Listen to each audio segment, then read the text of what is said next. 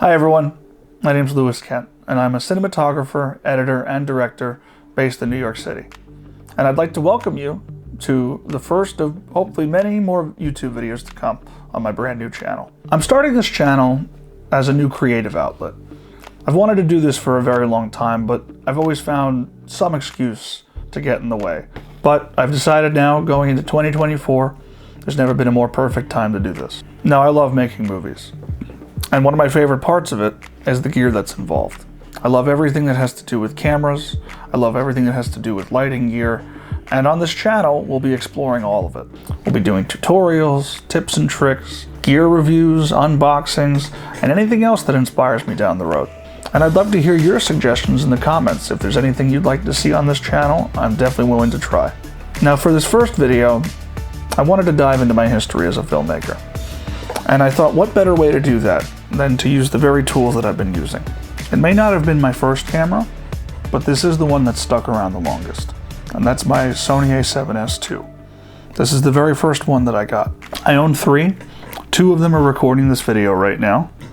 And this one is the original. I got this back in 2017, the summer right before my senior year of college. I remember mulling over in my head, what camera is going to get me the most work? What camera can I bring everywhere?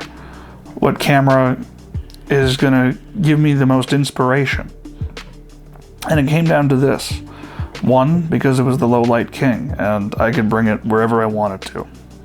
Two, shot 4K. Three, it shot 120 FPS in 1080. So I had a lot of options to work with on this camera.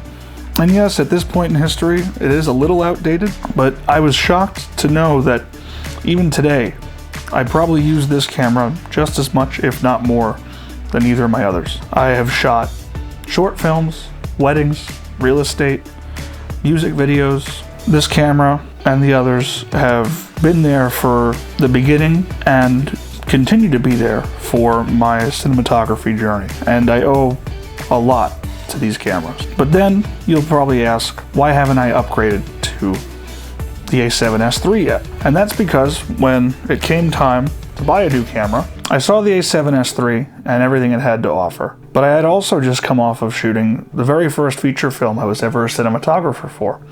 And we shot that movie on the Blackmagic Pocket Cinema Camera 6K. This one is the Pocket Cinema Camera 6K Pro. I bought this because right when the a7S III was announced, this was also announced.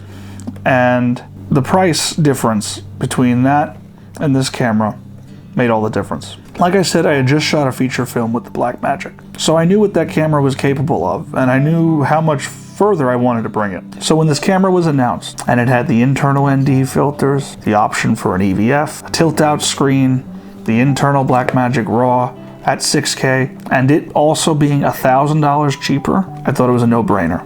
I wanted to make movies, and this was a cinema camera. So I bought this, and we finished shooting that feature film with this camera. From there, I shot other short films.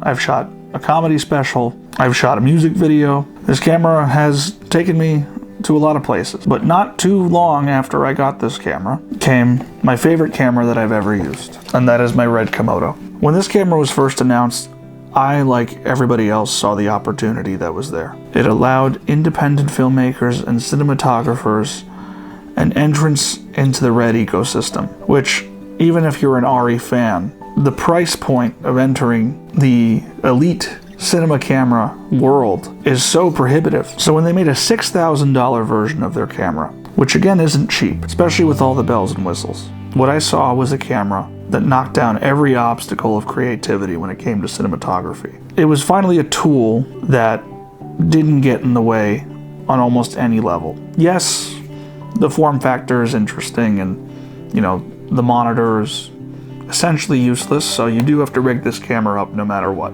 But the image that comes out of this, when you're lighting even close to correct, I don't have more fun with any other camera. After I got this camera, I shot more short films. I shot another feature film. I've shot music videos. I've done some real estate with this. I know it's overkill, and I look forward to continuing to see where this camera will bring me. I plan on shooting my own feature film that I'm going to direct with this camera. maybe even a second one. This camera helped open up a lot of creativity for me, which is something I hope this channel does as well. Let me leave you with this though. All of these cameras are cool and capable of amazing things. Whether it's a higher end cinema camera, entry level cinema camera, the camera you've had around for almost 10 years, or even your phone. The right camera for you is the camera you have right now. Because you have to remember that all of these cameras are just a tool to help you create your story, create your vision, and tell the world what you have to say.